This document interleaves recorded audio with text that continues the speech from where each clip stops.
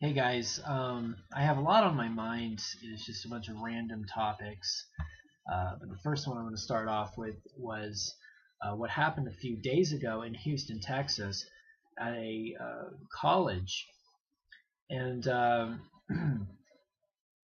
remember watching it about 11:30 in the morning over here, and it was breaking news on all of the cable news networks, talking about a shooting that was taking place at this college. And so they have the camera zooming in from helicopters on the school. They keep showing the same shots, the same footage over and over and over again. And they're talking about going off topic and talking about concealed carry and all this stuff, and trying to exploit this is, they jump on it and they're trying to make it out to be like, oh look, it's another mass shooting, and let's focus our cameras on this, and so that way we get our ratings in and all that jazz. And and basically the story fizzled out within an hour because it was then revealed by federal officials to be nothing but gangbangers shooting each other. It was two guys in a library having a dispute, and they both pulled a gun on each other.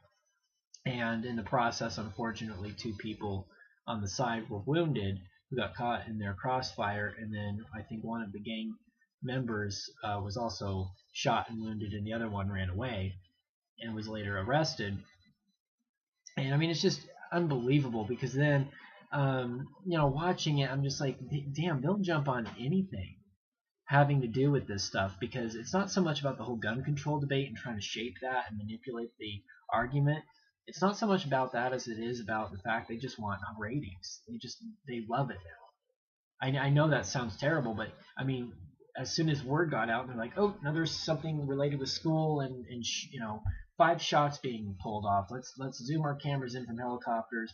Let's show repeated footage of people jumping out or running out of the school with their hands behind their head, and police officers running around the campus, and cars backed up. I mean, let's show that. This is what gets news. This is what gets our ratings. Kind of like whenever there's a random car chase in some big city somewhere in the country, you'll always have one or two networks getting their helicopter footage, and they'll feed it right into their stations, only so they can get people to tune in and watch and see what they can do. I mean, it's unbelievable with how this stuff is being exploited without very little information. And right off the bat, I was reading some comments from lefties on articles that were being released at that time that just said breaking news, this is what we know so far. Immediately it was NRA has blood on their hands, blah blah blah. I mean, you name it. Unbelievable, when it just turned out to be nothing but two stupid gang members trying to shoot at each other. And then the worst of it all was Piers Morgan goes to his little Twitter account, and I don't understand Twitter. I think it's a total waste of time.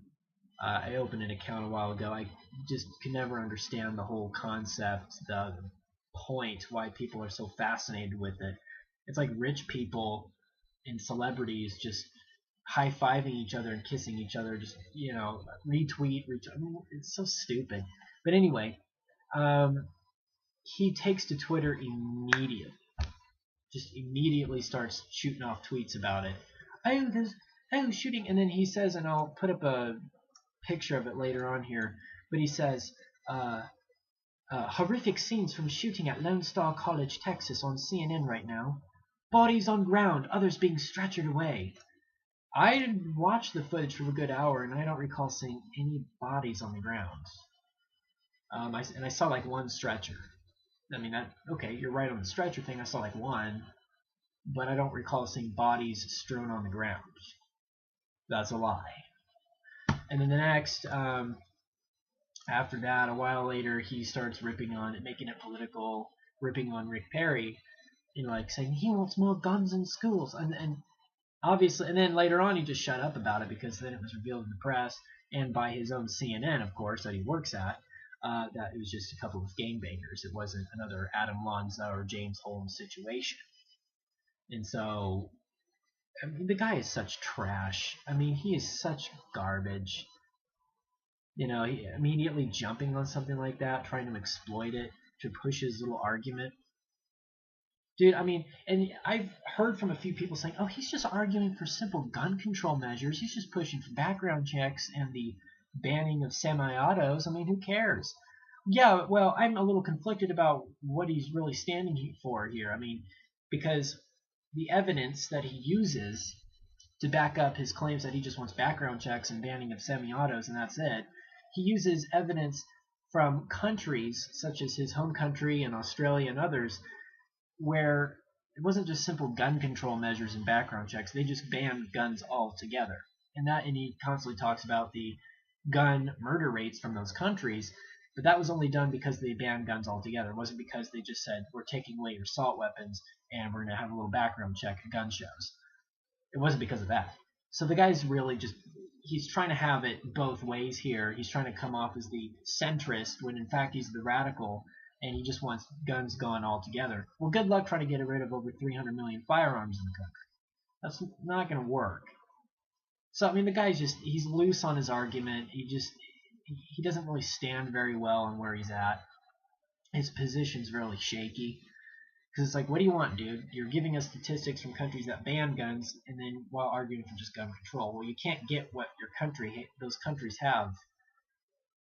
And it's not to say that murder rates altogether and violent crime just go down completely. I mean, violent crime is up in some of those countries, more than ours. And they ban guns. So, how do you explain that? You know, what about 2011 when Tottenham, or whatever it's called, that little slum part of London, went up in flames because a bunch of idiots went out and wanted to go burn down retail shops and caused rioting. Yeah, man, I'm glad we banned guns. Now they just took to the streets and they're just burning places down, and people are getting killed, beaten, you name it, robbed. Yeah, that was in the summer of 2011, if you forgot about that, when a part of London went up in flames. Anyway, that was on my mind. There's also something, just going on. I keep hearing all of these former congressional members who, either when they lose re-election or when they retire, they then go what we all know as the revolving door. They go back to lobbying positions, working for big corporations, and then going to the Congress that they worked for at many years in order to, help craft legislation in their favor, create loopholes, etc. And it's just unbelievable. I mean, here's a recent story. You have some woman named Joanne Emerson, a Republican from Missouri. She was easily reelected in November. She's been there since '96, and who took after her husband, who also was a former congressman and a lobbyist. So she's there, and now she just said, well, I'm going to resign pretty soon because, I just got to. When the fact of the matter is she was just offered this $1 million position to be at the head of some firm in Washington, which is basically a lobbying firm. And also, CNN talked about it the other day. I saw the CNN clip on it. Her two daughters are also lobbyists. I mean, it's unbelievable. And it's not just this woman. I mean, it's countless many other members of Congress. It's, you have Chris Dodd up in Connecticut, the former senator who retired in 2010. He now works for the MPAA, which has to do with the movie, the whole movie industry, film industry. And he was one of the main people that pushed for the SOPA PIPA legislation about a year ago that, fortunately for all of us, was shelved because of widespread protests, mainly engineered by Google and Wikipedia and Reddit and others. And then I'm trying to think of some other names here. I mean, you have, Kit Bond of Missouri. You have Heath Shuler of North Carolina. You have Cliff Stearns of Florida. Republicans, Democrats alike. House and Senate, former members. It doesn't matter. It's just this revolving door of scumbags who don't give a crap about you or me. And this is why they have an average of a 10% approval rating, because the American people now know these people don't give to what's about. They don't care. They're in it for the money. That's what 95% of them, I bet, are in it for. There's probably good, and maybe I'm being very generous with the 5%, saying 5% of them. Maybe it's a little less than that, 5% that actually do care about you. But I doubt maybe it's even 5%. It's probably less than that. I mean, the faith in this country of Congress, of the government as a whole, the intelligence apparatus, foreign policy, our economy, I mean, it's just all crumbling. And this is why, there's a lot of fear that gets put out there I mean, just with everything involved.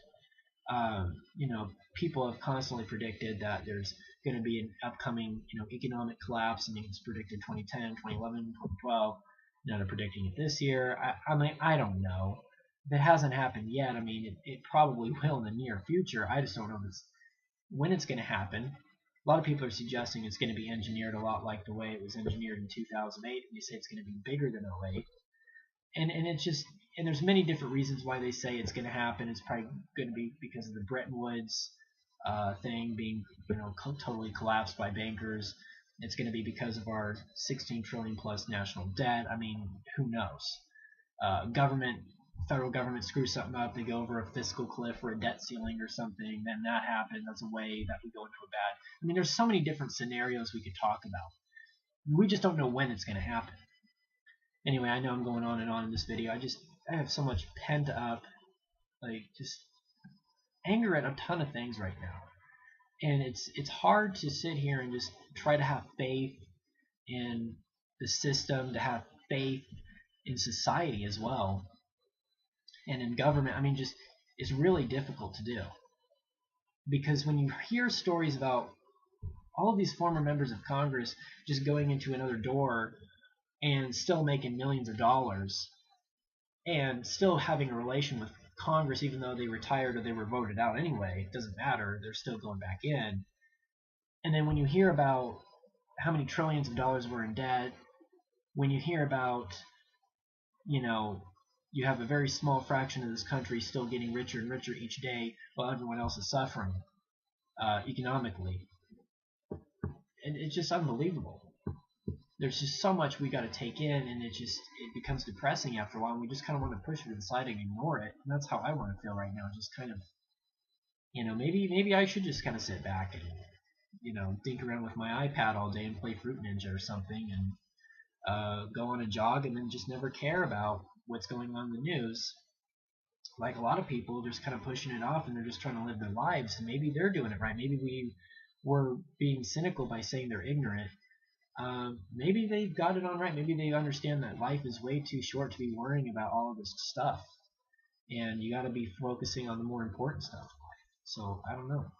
Give me your thoughts.